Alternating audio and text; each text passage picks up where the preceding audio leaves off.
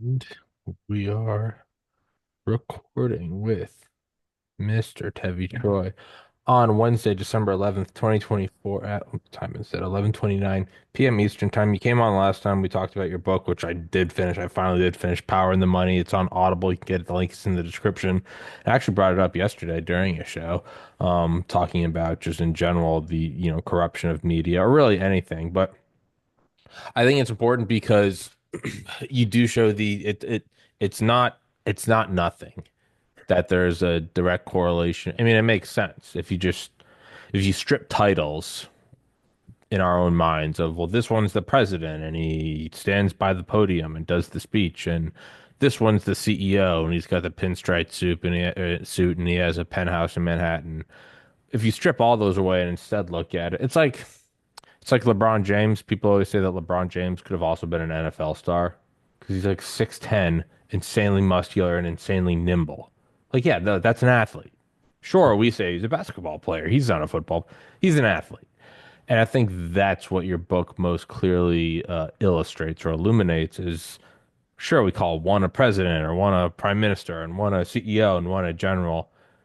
These are very alpha, very condensed nexus points of power and influence, which I suppose does make sense if that's the title of your book. So that's my pitch for the book for everybody listening. It's a naked look at raw power in the United States. But Mr. Troy, please introduce yourself, and then am I anywhere near the mark on that's the purpose of the book, or am I way off?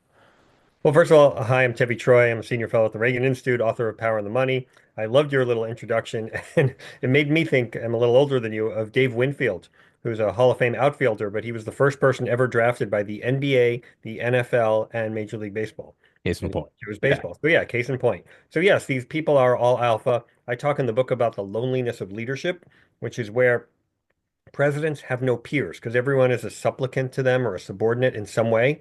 But these CEOs seem to be peers and they can talk to one another at a higher level because they don't necessarily need something from one another. Now, sometimes they do, and I tell stories of CEOs who might need a regulatory fix, but I also tell the story of Lou Wasserman, who was a Hollywood mogul who would meet with Lyndon Johnson and they would talk until late into the night.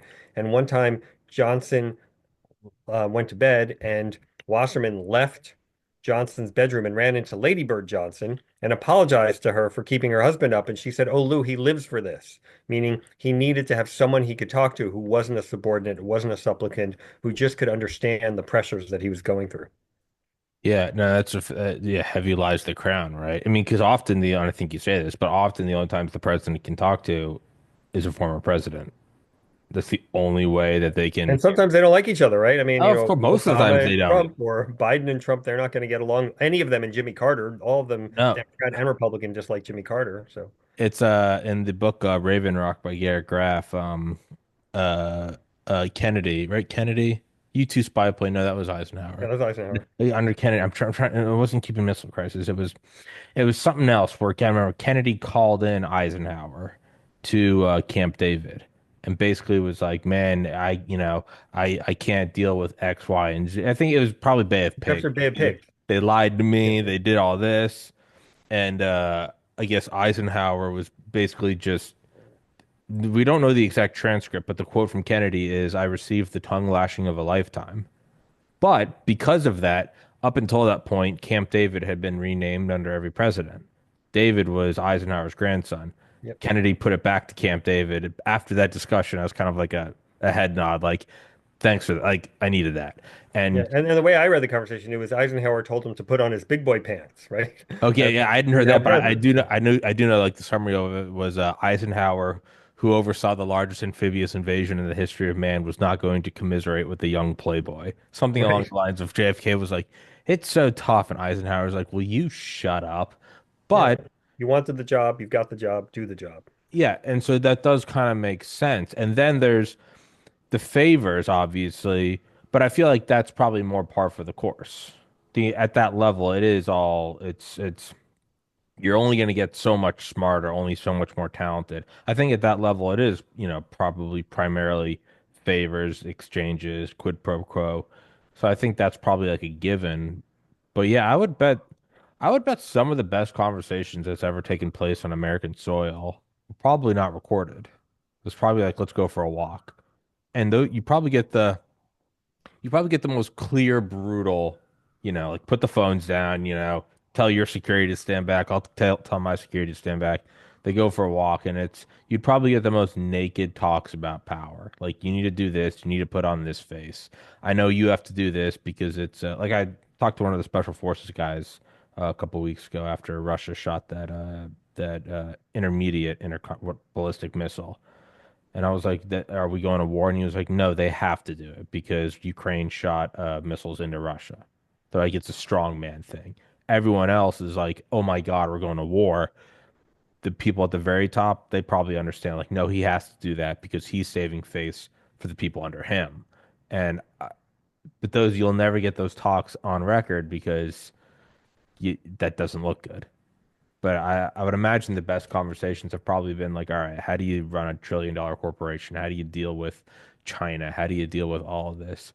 And then I would think you'd probably start to get the favors going back. I thought it was interesting when you brought up Steve Jobs about how he really wasn't trying to be in the milieu until HW said we got to get Max in Moscow. That was interesting to me. Why do you think someone like Jobs, who was such a, I guess, like any of these CEOs, pivotal figure, why do you think that enticed him more than anything else? Well, first of all, Jobs was just about the product, right? Getting the Yeah. product perfectly correct. That was what he focused on. Yeah, But yeah. then once he had it, he was interested in the potential. And so getting Max in Moscow seemed to him a way that he could use this product that he so painstakingly developed to actually bring about an improvement in freedom around the world. So he generally wasn't interested in government. He wasn't looking for favors for government. But this idea of using the Max to kind of break the Soviet Union, that appealed to him. It is interesting to look at it that way. And then I always imagine that you definitely, and it would all be classified to the end of time. I wonder how many, I guess, intricacies there are in the intelligence community. Like, if you're, and vice versa, China's probably doing it to us. But like, if we're fabricating, iPhones in China or, the new NVIDIA graphics cards in Taiwan, somewhere the director of the NSA is meeting with one of these guys, and like you have that plant there. Like one thing is called the NSA SES, Special Collection Service. It's for electronic signals that can't be intercepted by traditional means, wiretapping, satellite. It's literally like James Bond stuff. Like, hey, go put this umbrella in this hotel room. It's actually a satellite dish. I wonder how much of it happens there in something like chip fabrication or phone fabrication or something along the doesn't necessarily have to be NSA, something along those lines, or like, do you have an asset here in Tencent or Sheen or whatever? I wonder if that happens because it's not something that they can openly boast about. It would Yeah, it also be, makes me wonder about presidential conversations. Are they ever intercepted? The intelligence agencies were concerned about Trump the first time because he used uh-huh. a personal cell phone. I remember when George W. Bush, for whom I worked, he became president and he gave up all his email contacts. He sent a note to everyone he knew, and he knew a lot of Interesting. people. He said, "That's it. I'm not going to become communicating by email." In part because of intelligence stuff, and he wanted the security, but also he didn't want them to be worried about having their records subpoenaed or Mm. them get caught up in governmental investigations. And Obama famously didn't want to part with his BlackBerry. That's So right. like Exactly. I did remember I'm trying to find the article. I remember reading, I think it's after Trump first went into office. They talked about how they had gone from like fortifying, like electronically fortifying these things, to they start to call them portals. And like a lot of like free Photoshop apps, you do Photoshop, like let's say I take a picture and I just want to, I don't want that person in the picture, and I swipe over them, it disappears, and the background's perfectly filled in, and you're like, man, that's a lot of computing power. Your phone's not doing it; it's sending it to the Adobe servers, which do it real quick and send it back. They said that I think, and who knows when it actually started, but under Trump's first term, his phone was more of a portal. It was just if you captured it, took it apart, perfect condition, it wasn't damaged, no self-destruct, you'd find nothing. It was just a portal. It'd be like right now. Somebody goes, I don't like Mr. Troy, and they shoot my iMac. I'm like, well, that you took my iMac, but he's fine. It's just a picture. It's something like that. But I wonder how much of it is the whole, you're serving your country kind of thing, And if I'm Steve Jobs or whoever, I'd be like, yeah, but I can't pitch that to the shareholders. So why am I going to do this thing for you if I can't pitch it, if I can't brag about it? I would imagine that's maybe where you have that camaraderie, where the president goes, well, hey, there's a lot of classified stuff that you'll never know about me. And, there's a lot of stuff publicly that you take, like, it's not like Obama signed off on every drone strike. I didn't, I'm not the biggest fan of Obama, but I mean, also be an adult. It's like Obama didn't sign off on every single bomb drop. There's a lot of it's you're the president, it's slapped on you. You got to end. But what about this awesome thing I did? That's classified for the next 80 years. All right, so yeah, publicly I got to eat shit. Privately, it's I get a pat on the back. I wonder if there's something like that where the president says to Jobs or someone like, "There's a lot of things I'm doing too that I'll never get credit for." I don't know, and that might be a naive look at it. They might be like, "Yeah, it's all well and good. Like we're the favors," and so I don't know. But you do bring it up in the book. It kind of was it General Electric. What did you say? It was generously. What was it? GE. GE, what about it? You had a nick or there was a nickname for it. I think Generous Electric. Right, because they were generous to You get the generous about and they started viewing the government less as a bully and more of a protector. right. Is that why? And then you also bring up at the beginning of the book Elon Musk.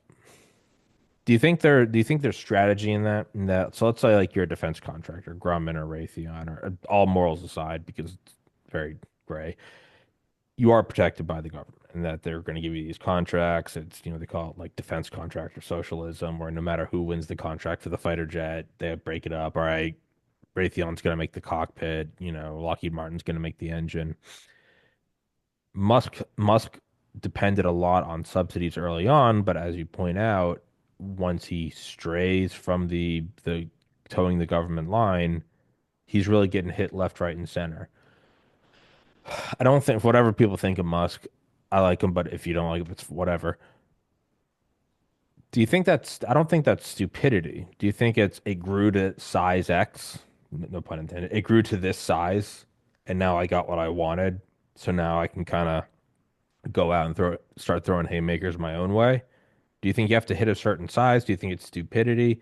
Do you think it's, I don't know, just a lack of balls? What do you Well, think there's a it couple of is? things Yeah. that I'm seeing here. So first of all, size is definitely an issue. And I talk in the book about how smaller companies are often shut out by the regulatory state that helps larger companies because complexity is a subsidy. And so these larger companies will participate with the government, cooperate with the government on creating regulatory schemes because they know that those regulations are a barrier to entry to newer, younger, more entrepreneurial firms. They know that these big companies they have the lobbyists and the compliance officials and the lawyers to deal with the massive requirements of the regulatory state, whereas a small startup just doesn't have it. So I think that's one thing that's going on. But when you get to the question of favors that you were talking about, sometimes the presidents like it when they could just talk to someone who's not looking for a favor. There's a great story in The Power and the Money where Lou Wasserman is talking to Johnson, and it's right before Johnson's landslide victory in 64. And Wasserman says, I'd like to ask a favor, Mr. President. And Johnson kind of braces for it that he's going to get hit with this request. And Wasserman says, I'd like you to promise me that I'll never have to serve in government. And Johnson relaxes at that moment, knowing that Wasserman's not really going to be asking for anything. So I think that's part of it too. And then the third thing, you talk about serving the country. And I have a number of instances of the book where CEOs stepped up to help the country when it wasn't necessarily in their interest, but they saw it as their patriotic duty. J.P. Morgan helps rescue the economy in 1895 and 1907. John D. Rockefeller tries to help prop up the economy during the Great Depression. Doesn't work. He also buys a lot of bonds during World War I and is very supportive. Henry Ford hates Franklin Roosevelt, but he builds the largest armaments factory in World War II. And even in our more recent days, you have Jamie Dimon, who doesn't need Hmm. the government bailout during the financial meltdown, but he signs up for it knowing that his participation will encourage the other banks to participate as well. Mm. How is it personally for you, just to peer inside your mind? So, like, an early episode I did, this episode 1640, some early episode, had on a guy that worked in the ATF, and his entire book, his name is Vince Sheffield, the book's Rat Snakes, and he goes into all the crime world. And, reading at first, I was like, yeah, of course, there's crime. But going through kind of what the different gangs or even different types of gang, KKK or Hells Angels or Bloods and Crips and moving automatics or meth or whatever, what I really started to see was I had a kind of childish view of like the world. It's like there are countries and then there's the president, and then each state has the governor, and then in each kind of, city you have the police, and then that's that. Put it in a bow, the end. And what that book made me realize was kind of peering under the surface of the water and not getting the reflection, but being able to see was that there are these smaller subsidiary power groups, being the KKK, the BLM, or Proud Boys, or whatever you pick your poison. That it was all these own little power structures that never really went away. You kind of just kept them to a degree in line. You infiltrated them, you stung them when you could, but for the most part, these were almost self-organizing power structures. How has this book or researching this book or your experiences in general kind of changed how you look at so like for me, this book helped, but it's one of my kind of own developing views is yeah, like that's what the world is. It's just different power structures. It's not as neat and concise as there's the president and there's the governor. It's yeah, yeah. How do you think you get it's well, they're Raytheon's lobbying. It's like how do you think the world works, and why wouldn't they? If they're putting jobs in this area and they're sourcing it and finding the resources and melting and smelting and fabricating and putting it together and getting different contractors and there's different supply chain interruptions. If a corporation becomes just the most efficient, lean, mean killing machine, it shouldn't be a surprise that they're also going to lobby for people that help them. It's like don't be surprised when you see the billionaire also gets up and makes his bed every day. Yeah, he does everything in perfection. Like this shouldn't surprise you. How is that? And regardless of if you agree with it or disagree with it, but just in general, how has that changed your view of the landscape, either the United States or the world? Does it make more sense in terms of like of course it is, it's all power it's just businesses moving, doing favors for one another, hurting each other where they can, allying where they can. Has that changed your view at all? Yeah, it's interesting. In one of the Power and the Money book talks I gave, somebody asked this question about the Russian oligarchs. Yeah. He asked if the CEOs I talk about in the book are comparable to the Russian oligarchs. And I said that they're not, because the Russian oligarchs were basically seeded a business. The Putin or whoever was in charge of Russia at the time, before it was Yeltsin, they would say, okay, here's energy, you own energy, and you're in charge. Whereas people like Rockefeller had to fight and scratch and claw, and yes, use sharp elbow tactics, but they kind of won their industries in a free market economy where they had competitors. Similarly, with people in the communications or the media industry, that they kind of carved it out for themselves, and that's one of the things that America allows you to do. Now, government can take a slice, and there are companies that have been destroyed by government, but government doesn't really grant companies and doesn't grant resource areas to the same extent that you see in Russia and the oligarchs. So it's a different system, and I'm glad we're in a free market system. Yeah, that's one thing I kind of look at is there seems to be this faulty notion that you know if Carnegie didn't do it, if Vanderbilt didn't do it, if Rockefeller didn't do it, someone else would have. It's not necessarily. Like they wrestled that shit to the ground. Like they take it and it's easy. And maybe it's a little more abstract and unrelatable because we look back, it's all black and white still frames, and it's like the railroad, and it's like, yeah, they used slit. Okay, sure. Let's look at rockets. Just look 20 years ago to now. We've all kind of seen like the meme of all of his rockets blow up and then they start landing, and now we just accept it as a thing of Elon's change. It's like but that's how all of industry is created. It's just through, and for that success, you don't see every corporation that went under, every, startup that tanked. And I don't think it's necessarily a given that these things were just going to happen. These were wrestled to the ground. How do you, Great point. yeah, We look at the oil industry. I mean, sure. Rockefeller creates this industry when petroleum products at the time were unreliable, And they they were weren't unsafe, they were standardized. combustible, right? And that's the reason why he names the company Standard Standard oil. Oil, because he says these are standard products. You can trust them. There's a time Use when the them government everywhere. wasn't right. When the government wasn't regulating, he was regulating. He said, "I'm going to give you these regulated products that you can rely on." Yeah. And so it's you look at it and you go, yeah, that's how it is. And so, so I don't know. I look at those and then, but then where do you draw the line? At what point does it get to a monopoly? And then you go, well, now we got to limit it. Is it kind of, it's almost like you need these things to go out and wrestle these things to the ground. Well, we have an answer to that question, actually, which is the theories of Robert Bork, who said consolidation is not a problem as long as the consumer benefits. And that was the dominant theory in antitrust for 30 years until you had the modern day trust busters like Lena Khan, who they just think big is bad inherently. And for example, they try to stop that merger between Spirit and JetBlue, which would have helped consumers and would have kept that an American airline afloat. But instead, they said, well, we don't want any consolidation, so that's not going to happen. And I think that was a real mistake. Yeah, I'd say maybe a good marker line would be when it starts violating the Constitution. It's like, well, is Facebook too big or is Google too big? If it just gets, if Google Maps is free and Google, the search engine's free and YouTube's free, no, I'd say those good. They're good. What happens when they start working with the government and censoring? If they want to censor on their own, that's fine. But when they start doing it at behest of the government, now you've become a giant. But it also gets tricky because it's like, all right, they're too big now. They're violating the Constitution. They need to be broken up. How are they violating the Constitution? They're doing favors for the government. Okay, so we got to break them up. Yeah, who's going to break them up? The government. I, are you Yeah, I sure? don't even see in the Constitution where it says that being big is a violation of the No, Constitution. no, no, I no. mean, there are antitrust laws and there are things, the monopolistic practices that are illegal and those should be pursued. But the Lena Khan theory, and she's Biden's head of the FTC and she's going to be leaving government soon, and I'm not sorry about it. But her theory is just the fact that this entity is big is a problem. And because I'm a government bureaucrat with authority to stop it from being big, I will do so.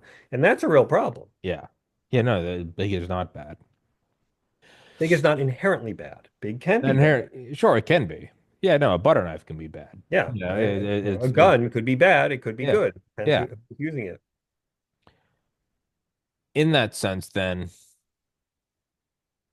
is I don't know. It is the ultimate culmination of power inevitable in a fascistic sense. Is it inevitable that eventually, it's like put all the radioactive material. Eventually, the chain reaction is going to start. Is it a numerical inevitability that all the power and it's very the revolving door and senators to generals to boardroom members to contracts to foreign wars to kickback. Is it inevitable that even if no one lights the match, that when all the gas vapors are in the room and pieces of metal are bumping into each other, don't be surprised if it explodes and blows up the entire city block? Is it an inevitability that the power will coalesce to a point where it turns into a locking mechanism at the very top and we have just irreversible fascism, which not irreversible, eventually the empire will then die and be renewed by a new empire somewhere else. Is that an inevitability or I mean, can it be perpetually kicked down the road? Can you keep a nuclear reaction going and power a power plant as opposed to nuking a city? So I think it's not inevitable. And I take comfort and you look at, let's say, the Fortune 50 companies, the top companies in this country, there's so much turnover in them, not year to year, but if you look over a 20-year period or a 50-year period, the companies are completely different. I mean, we talked about GE earlier and how what a dominant company it was. It's no longer a dominant company. And in part, it's because we have a free market system that has creative destruction and new people come up with innovative ideas. But it's also because of choices people make. I mean, Jack Welch did some smart things that helped make him and GE shareholders a lot of money, but he also did some things that made the company unstable and not sustainable in the long run. And so these decisions that are made on a day-to-day basis really help shape our world around us. So, I mean, look at the Syria thing that's going on right now. They were decisions that made that led to what happened. Hamas didn't have to invade Israel and kill and slaughter and rape all those people, right? If the Biden administration had successfully restrained Netanyahu and the Israeli government from going after Hezbollah and going after Hamas, then Syria would still be around today and Assad would still be butchering people. So the choices that individuals make have a real ability to shape our modern world. So that's why I really don't think anything's inevitable except, I guess, death and taxes. Fair enough. Um, and then how does it countered? So another thing is, government investment where it's really of almost no practical value to corporations, like some like early space program stuff, not the 2000s. I mean, like the 50s, where it's like you can't even get close to our planes still have propellers on them. We want to build rockets that go to the moon. And then, so when they do spearhead something like that, or like the ARPANET turning into the DARPANET, turning into the internet, at what point does that, as it bleeds out into the corporate world, where's credit due, I suppose? It's because we're talking about, these corporations wrestle these things to the ground. Big is not bad. They've done good work. And then you look at something like rocket or space travel or internet or the Human Genome Project. It was such a big gamble that no one corporation was like, yeah, we're going to throw down $1 trillion. Like, hey, man, if that doesn't return, you are dead, everyone. And these are not people who do that. That's how they got to that.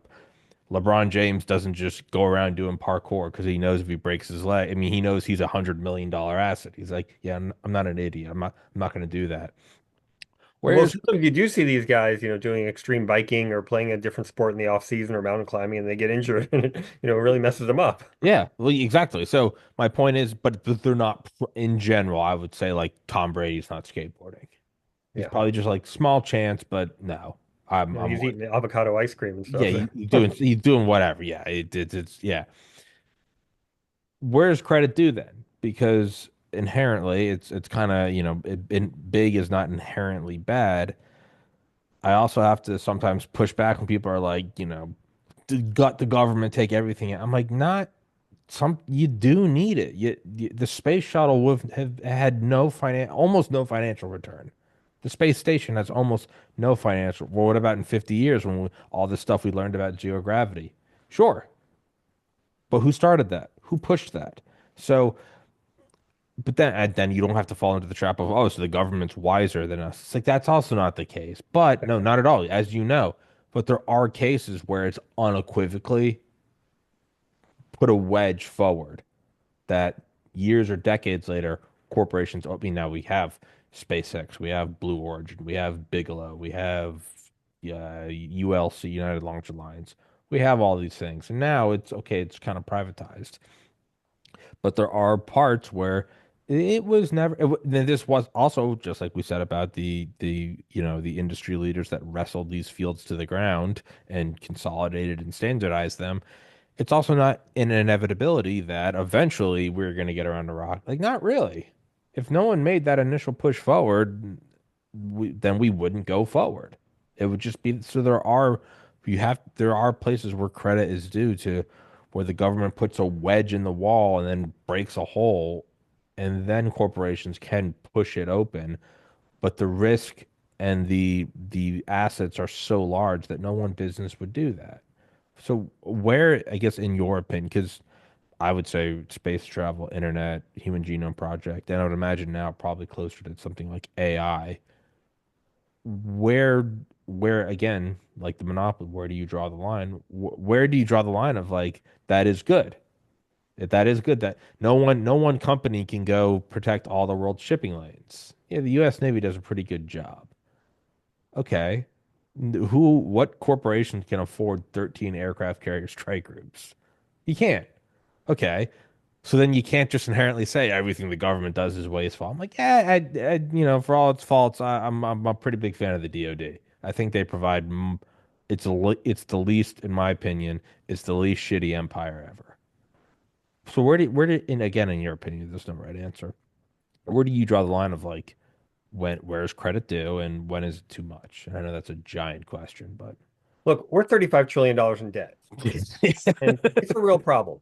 But the reason we're $35 trillion in debt is not because we have some stupid research programs that are dumb, like, sheep hair or whatever. I mean, and there's all kinds of like, sea mollusk research programs. And, they're probably a waste of money, but they're not the reason we're $35 trillion in debt. The reason we're $35 trillion in debt is because we have over 100 different overlapping and conflicting transfer programs that transfer money from this population to that population, usually people with lower income, but not always, because a lot of Medicare and Social Security payments go to high income people. And we're not really thinking about all the money we're moving around from person to person. And so, first of all, it's a ton of money that we don't have. But second of all, there's this theory that Arthur Oken, who was a famous economist, had called the leaky bucket, that when you take money from this pot and you move it to that pot, the amount of money that goes from pot one to pot two is less because Yeah. it leaks along the way.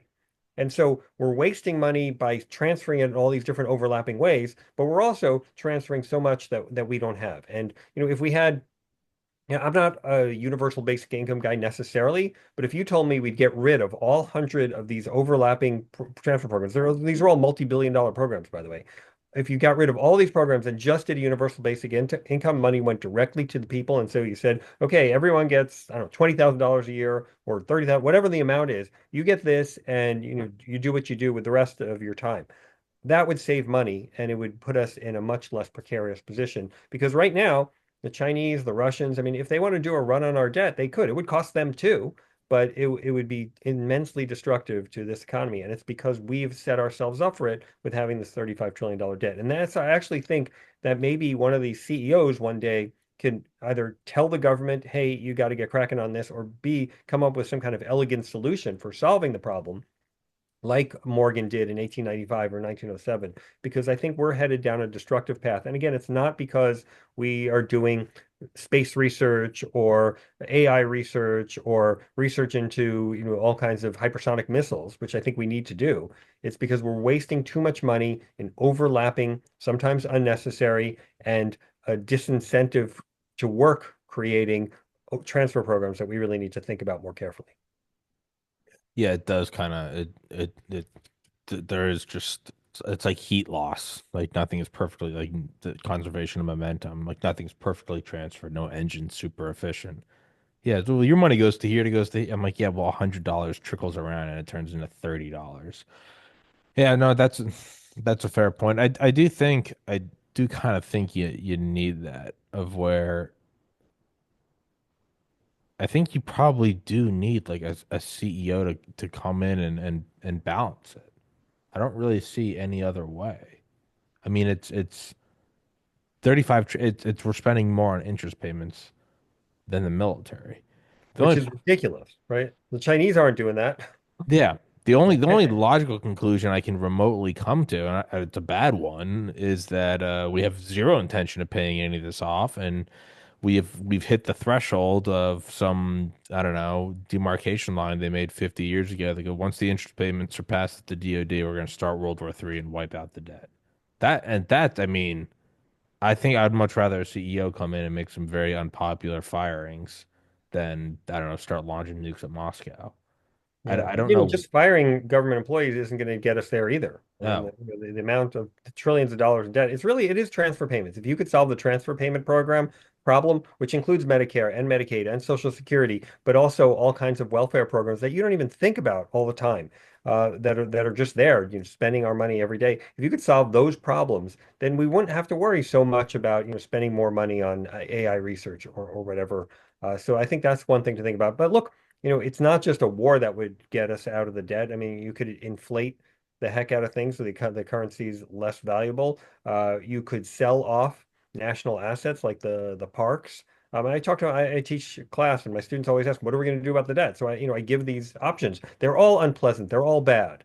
But the number one easiest solution, and it's still hard, is to find some way to change our transfer payment regime so that it gets to a reasonable amount of money that we're spending. And I understand there are people who are in poverty and we should help those people, but we shouldn't be subsidizing the lifestyles of rich old people because that's what we do with much of the Social Security and Medicare spending. Not all of it, but a lot of it goes to pretty wealthy people who say, "Well, I paid into the system, and that's what you told me." Because we create this lie that it's really a program for poor people, but it's really a program for old people. It doesn't matter whether you're rich or poor. And that's what gets the American people to buy into the program. They're like, well, even if I'm rich, I'm going to be getting my Social Security someday. And that makes it not a means tested program and not a poverty program. And that really lets more people buy into it. And that's why we have these huge debt problems.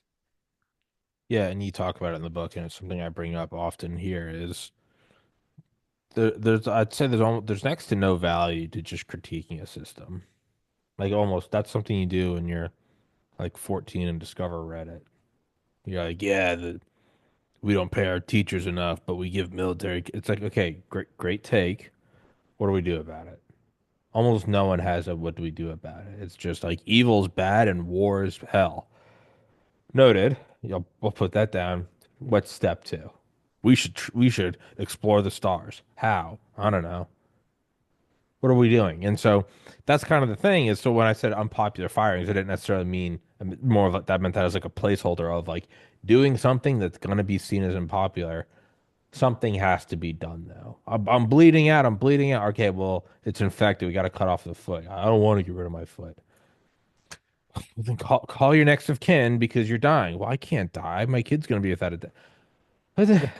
I'm going to chop your foot off. That damn doctor chopped my foot off. It's like, will you shut up? And then you start to side with the doctors. You're like, I kind of get why you're grumpy and want a sports car. All these people are idiots. That's what I think is probably going to have to happen, be it transfer payments or selling off the parks or something. You're going to have to do that. There's the only way around it. I listened to that podcast. I think Mark Andreessen on Joe Rogan the other day or week saying so there's all these ways to get rid of the debt.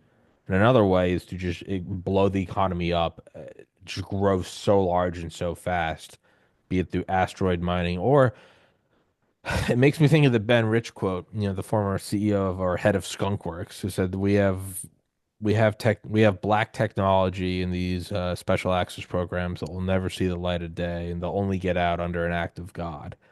He's basically saying like we've done so much at Skunkworks and Phantom Works and had at Groom Lake, and we'll never use it because it's just so classified and so siloed, and it's set up that it will never get out. That's kind of I'm looking at that as like a Hail Mary pass. Like, well, what do we have in there? Do we have something that's approaching fusion? Do we have small modular nuclear reactors? Do we have something? It's like, all right, Apple's going under. We're gonna stop the iPhone. We have something. It's just I don't know. It's a hologram that floats in front of you and no one else can see. You can just move it with your eyes. You'd be like, you got to release that, man. The company's tanking. You need to have something that just steals the show this Christmas. Like, we're kind of getting to a point where it's either going to be selling off assets, transfer programs, kicking people off the dole, or it's going to be, do you have anything under the hood? Like, what do you have? Do you have nitrous? Like, I don't care if it's illegal. We have to use it. I don't know. It's so Can I just say it's yeah, both? go for it. Or Because both. Yeah, no, what you preferably need both. is so step one is you have to stop the bleeding, right? Yeah. We're 35 trillion in debt, but we add what 2 trillion every year to at least I think we're two to adding a two trillion to every three trillion each year. days now. Every 100 So days. so it's a trillion every 100 days. So it's 3 So trillion every 3.6 a year now. so 3.6 trillion every year. So you've got to stop that. You've got to Yeah. make it that the deficit is not growing. And then to pay down the 35 trillion that you have, then you need to have some kind of economic growth push that will lead to we're not just going to pay the 35 trillion by getting a wad of bills and giving it to the Here you Chinese go. commercial bondholders. It's going to over time we're going to grow the economy so that it's not as big a percentage of our GDP. But you can only do that if you stop the bleeding, if you don't add 3.6 trillion every year. I think it will have to. I'm going to send you an article. I might have sent it to you last time. It's called Situational Awareness by a kid named Leopold Aschenbrenner, and it's about kind of hitting the hockey stick of AI. And he said that it's something that you don't really think about, but the biggest kind of barrier between now and 2030 is actually power contracts. It's kilowatts, megawatts, gigawatts. Mhm. I think Amazon just bought like an AI supercluster location right next to a nuclear power plant because it's the only way they can scale it up. I think I mean, because we are also just kneecapping ourselves. Like, have you ever seen that meme where it's like nuclear reactors, small, tiny magic rocks we put in a container, they make water really hot, they can pretty much go forever. We have them here. We don't need to buy them from any other nation, but we had a couple bad experiences over the last century, so we just throw it away. Are humans retarded? It is kind of that. Like, so not only stop the bleeding, but it does seem to be like we're handicapped. Like, Why don't we have a nuclear reactor in every? What if you just did that and said, hey, you wanna build your AI supercluster? Come to the United States. Your power bill's for free. Just plug into the local reactor. I feel like we Why can don't we have a do it. supersonic transport? I mean, government regulations handicap us in The people in ways that Concorde, people don't yeah. think about it. I mean, the government is saying you can't build nuclear reactors, you can't build That's what supersonic, I. and in doing so, it holds us back. So it's like not only are we bleeding, somebody's going, I got this crazy new clotting band-aid. Do you want? And the government's like, that's not green. And you're like, what? Dude, we're bleeding out. So it makes me think, at best case, the current or past several administrations are inept. At worst case, it's an engineer collapse of the United States because that's the bulwark against the I don't know, setting up an establishment of a global technocratic hellhole. Do you think it can be done under the incoming president Trump? Is that I'm very biased. I like Trump, so I always have to I like Trump, I like Musk. So I always have to try to like remove my like for them and try to look at it as I don't know, unconditionally as I can. Do you think that can be done in the coming administration?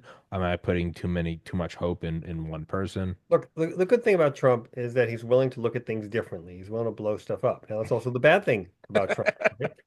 Now, with Biden, it's all conventional wisdom, right? There was no chance of major reform under Biden. It's just like, well, let's spend more money because that's what we've been good at, and that's what keeps us elected, although it didn't work this time. Trump's going to try different things. That Doge is interesting to me. I don't know that it's all going to work. I don't know that their approach that they talked about in the Wall Street Journal, where Musk and Ramaswamy said that because of getting rid of Chevron deference, we can now tell the agencies to just nuke rules that are useless now and just get rid of them. That's going to be challenged in the courts. But if it works, that could get rid of some of these handcuffs on the economy. And we can, I like what the Treasury Secretary is talking about getting the deficit to 3% of the economy and then getting 3% economic growth. And you get those things together, and then suddenly things start to turn around. I'm a little older than you, but I remember in the 1990s when we had basically a balanced budget and we weren't, Yeah. as a percentage of GDP was actually pretty low, and we saw a pathway to getting rid of the debt. And we actually said, what do we do with our bonds if we have no debt anymore? That's going to be a problem. Nice problem to have now when you're 35 trillion in debt. But it's not that long ago that we were in a much better situation. It seems like the iron is hot and it can be struck right now. It's we're kind of at a fork in the road where we can just keep adding debt to where we're paying like $1 trillion in taxes every month, or people are going to be more malleable to just letting the economy ride. Like take off the regulations, take the governor off the switch, and just see how fast this car can go. It's kind it's kind of interesting, and it's also kind of horrifying because I'm 34. I'd care all the time I have guests on here who are like 70. They're like, well, I won't see it. I'm like, yeah, I will. So like, it's kind of Well, interesting look, though. I've got kids. They're going to Yeah, see it. exactly, precisely. So I don't. It's terrifying, but it's exciting. Like it's the pump is primed. It's if we're ever gonna see this thing just light it and let it run is now. And I hope we do. Because I think it can be fixed. I really do. It's impressive alone that we got this far into debt. Like that's something. We ran up a credit card bill that Okay, no that's one's ever interesting. done. Yeah. That's not nothing. You know? Look, I choose to be optimistic. I think there's no Yeah. other way about going around about life. Not stupidly optimistic, but Irving Kristol is one of my heroes. He used to said, "I'm short-term pessimistic, long-term optimistic." And you just look at the things that have come about in my lifetime. And look, I've got this iPhone here that has basically everything that the Radio Shack store in 1980 had in one phone is was in that whole store. Yeah. So that's amazing. The fact that you and I are doing this podcast conversation wherever, we're some distance from each other. I don't even know where you are. Doesn't matter Man. where you are, Yeah. right? Uh, the fact that you know we're going to be sending people to Mars in the near future. The fact that we have this horrible dictator Assad disappear and just shown to be a complete whole regime was paper mache. I mean, I tend to believe in the march of progress. But we also have to make some smart decisions, and fixing this debt problem is one of those smart decisions. And I actually wrote a piece in The Hill recently about how CEOs can potentially be the pathway to get us out of this. And I talked about some of the examples that I talk about in the book, The Power of the Money, about how CEOs have helped us in the past, and maybe they're the ones who can have the solutions for getting out of this particular problem. Yeah, and just kind of as a comment on that, yeah, I have to be optimistic. Yeah, not stupidly optimistic, but why get out of bed in the morning if you're a pessimist? If you truly believe that it's like, what a horrible way to live. And again, I'm not saying if you're on the Titanic, don't tell yourself it's not sinking. No, it's sinking, but instead of saying like it's over, be like, I wonder if I can get on one of those boats. If I jump from here and if I'm only in the water for like a minute, I probably won't die from hypothermia. I wonder if I can get to that. That's optimism. That's what I try to. Because if not, I mean, it's just a miserable. You're in a prison of your own mind. So yeah, I get that a lot on here where people say I'm too optimistic. I'm like, I have to be optimistic because it's I've just, seen so many amazing things in my lifetime, yeah, and I'm not that old even. But look, I was in Israel in 1974. I was a little boy.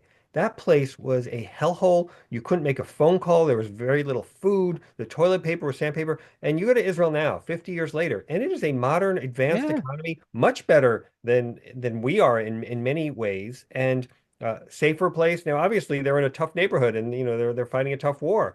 But just the advances I saw in that one country over a half century period, it's really amazing. So I think these progress can be made. And it's also just so much more fun. Again, it comes back to, we'll wrap it up with this. I know I gotta let you run, but it comes back to, yeah, it's what you said about, people just critiquing it. That there's no value in it. Life is suffering. And thanks, Buddha. Like, now what, right? Well, he had the Eightfold Path or, the way to enlightenment. The economy is screwed. All right, good job. Now what? And so to me, I'm like, it's more of like it's a puzzle, and I'm like, I'm gonna go out swinging. Like, why not try to Yep. fix it? And it really can be a beautiful, can be and is a beautiful experience. Like, so I'm I'm with, with you in the know what camp.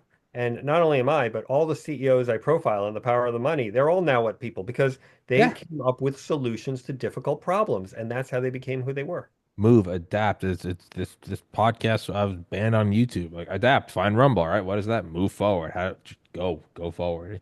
It's banned. It's over. Will you shut up? Like it's just I'm allergic to that. But yeah, let's wrap this up. I know you got to run, guys. The book, The Power of the Money. The link is in the description. It's on Audible. I think it's about a 9 hour listen if you do it on 1x speed. Um, dude, I'd Who love does that. that? Well, oh, not me. I know I do like 2.5, but so well sometimes I'll tell people I'm like it's a 3 hour listen and look at it they're like that's an 18-hour book. I'm like, oh well you gotta jack it up to the speed of sound. No, no, no. But yeah, so dude, I'd love to have you on again sometime. I love it. These are great conversations, and I really appreciate what you do. And you make me really optimistic about the future of the world. So keep it Thanks, up. man. That's the best compliment I've had in a while. I appreciate it. So, guys, go buy the book. The man gave me a compliment. It's all about favors. It's corporations and presidents. He just did me a favor. He just boosted my confidence. Now you got to do him a favor and go buy the book. So, dude, I'll text you this link. Let's definitely do another one. Thank you so much for your time. Thank you. Take care. All right, Bye. brother. Thank you so much for watching.